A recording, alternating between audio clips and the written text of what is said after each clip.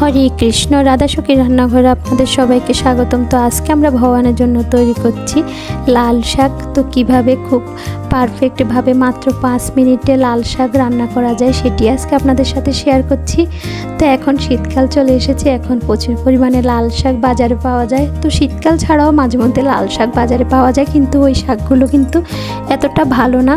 এখনকার শাক মানে সিজনের শাকগুলো যেরকম অনেক সুন্দর হয়, মানে রান্না করলে লাল হয়ে যায়। তো এখানে আমি লাল শাক নিয়েছি, অনেক সুন্দর লাল শাক, আর এগুলোকে ধুয়ে আমি কেটে নিয়েছি। আর এখানে আমি কড়াইতে দিয়ে দিয়েছি সরিষার তেল, আর আমি যে কোনো শাকের আইটেমই সরিষার তেল ব্যবহার করি। তো এবার আমি তেলটা যখন গরম হয়ে যাবে তখন এখানে দিয়ে দেবো আমি 3টে শুকনো মরিচ। তো 3টে শুকনো মরিচ দেওয়ার কারণ হচ্ছে দুটো আমি এমনিতে ভাজি মরিচ হিসাবে রাখবো, আর একটি আমি লাল শাকে ব্যবহার করব।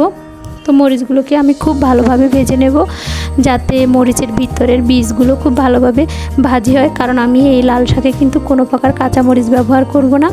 এই কারণে মরিচটা খুব ভালোভাবে ভাজতে হবে। যখনই মরিচটা খুব সুন্দর করে ভাজা হবে তখন আমি এটি তুলে নেব। আর মরিচ ভাজার আগে অবশ্যই মরিচটাকে পাটিয়ে নেবেন, এতে মরিচটা পুড়বে না। তো এবার আমি তেলের মধ্যে দিয়ে দেব লাল শাক। তো আমি কোনো প্রকারের ফোড়ন ইউজ করছি না, কালো জিরে অন্য কোনো ফোড়নে আমি এখানে ইউজ করছি না, কারণ লাল শাকের এমনি একটি অনেক সুন্দর মানে ফ্লেভার হয় রান্না করার পর। তো আপনারা এভাবে একদিন রান্না করে ভগবানকে অফার করবেন, অনেক সুস্বাদু। মানে এভাবে রান্না করলে লাল শাকের পারফেক্ট টেস্টটা পাওয়া যায়। তো এবার আমি এখানে দিয়ে দিয়েছি পরিমাণ মতো লবণ। আর আমি কিন্তু লাল শাকে কখনোই হলুদ ব্যবহার করি না, কারণ হলুদ ব্যবহার করলে লাল শাকের যে লাল কালারটা ওইটা কিন্তু নষ্ট হয়ে যায় অনেকটাই, এই কারণে আমি হলুদ ব্যবহার করি না। তো এবার আমি ঢেকে দেবো, আর এখানে আমি কোনো মশলা ইউজ করব না, শুধু শুকনো মরিচটা দেবো। তো কিছুক্ষণ পর আমি ঢাকনা উঠিয়ে নেড়ে চেড়ে দিচ্ছি, আর দেখুন কত সুন্দর লাল মানে রসটা বের হয়েছে, অনেক সুন্দর। যাই হোক, আমি এখন কিন্তু লাল শাকের যে ডাটা ওইটা সিদ্ধ হওয়া পর্যন্ত রান্না করব। আর আমি কিন্তু আজকে এখানে বেশি একটা মানে লাল শাকের রসটা রাখবো না, একদম ভাজি করব। এই কারণে কিন্তু আপনারা চাইলে এই আইটেমটা একটু রস করেও রান্না করতে পারেন, ওইটা আপনাদের ইচ্ছে। তো এই যে এখানে কিন্তু আমার লাল শাকটা প্রায় হয়ে গেছে। এখানে আমি এখন একটি ডাটা ভালোভাবে চেক করে দেখব যে সিদ্ধ হয়েছে কি না। এই যে কত সুন্দর সিদ্ধ হয়ে গেছে। তো আমি কিন্তু গরম এভাবে চেক করে নিয়ে আমার অভ্যাস আছে। তো আপনারা কিন্তু যেভাবে চেক করেন ওইভাবে করবেন, এভাবে কখনো করতে যাবেন না, তাহলে আপনাদের হাত পুড়ে যেতে পারে।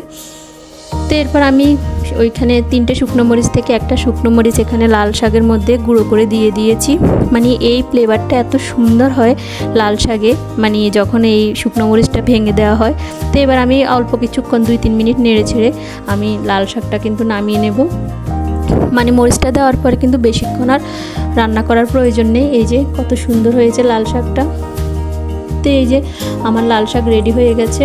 তো এটি আমি এখন ভগবানকে অফার করব।